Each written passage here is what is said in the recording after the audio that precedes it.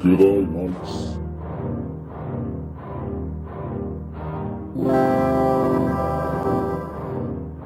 G'day, mates.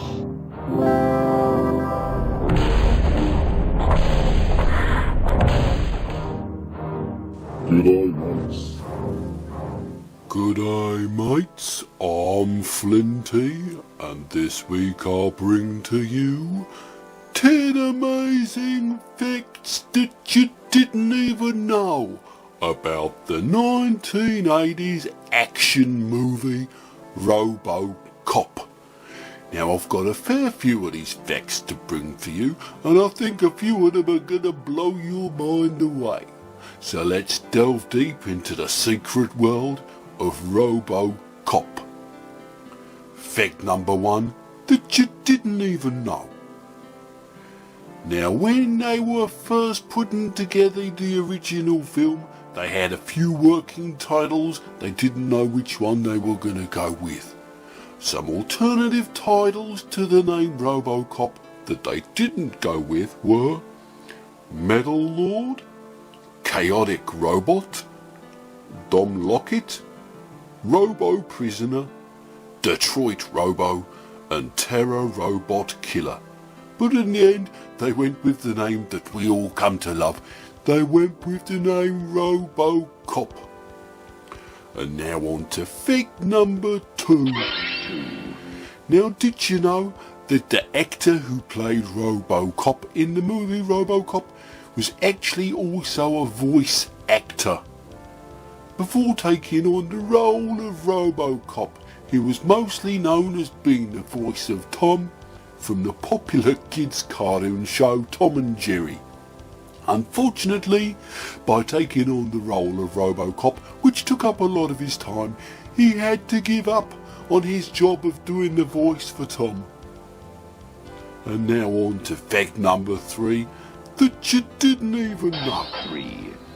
Now in the original script, the character of Dick Jones, the baddie of the movie and the arch nemesis of RoboCop, Dick Jones originally also had robotic parts on his body. He had a gun barrel coming out the end of his nose, and what was originally going to happen, instead of calling upon the 8209 towards the end of the movie, Dick Jones was going to do one of his gunshots from his face to RoboCop, taking RoboCop out for a while. And now we go on to fact number 4 about RoboCop that you didn't even know.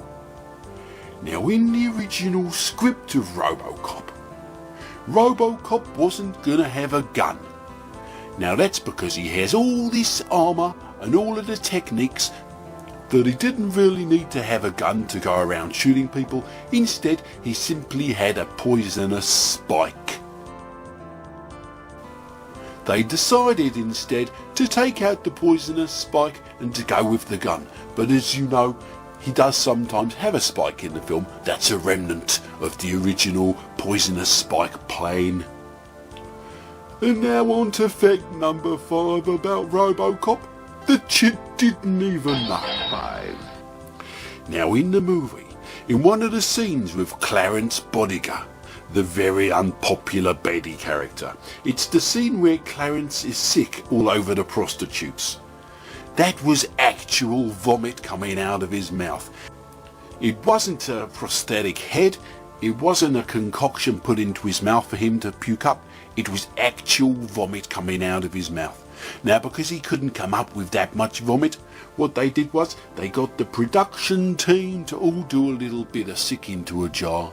Clarence Bodiger put it into his mouth and he sicked it all over these hookers in the scene, and it turned out pretty well, as you could tell. And now we go on to fact number 6. Now the helmet that the actor Peter Weller was wearing for the film, the RoboCop helmet, was actually too small for him.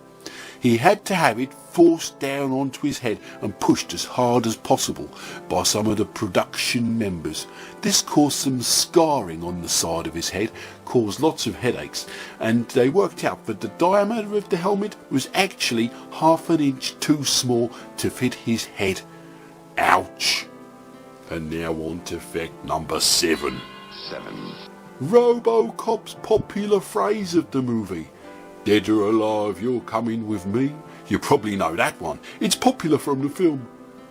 But that phrase is the only 7-word sentence spoken in American movie history. You might not think that that could be true, but I challenge you. Go back, watch some other movies, watch all of RoboCop. There's no other movies that have any other 7-word sentences. If you find any, drop them in the comments and I'll prove you wrong. And now on to fact number 8 about RoboCop that you didn't even know. Here's a prank. Some of the wardrobe department would get a handful of ants and put them inside of the RoboCop outfit that Peter Weller was wearing just before he went out on his scene to do the filming. As you could imagine, this caused several bites and Peter Weller wasn't very happy about it, but in recent interviews he's had a laugh about it and him and the production team all get along just fine. Those damn ants, I tell you. And now on to fact number 9.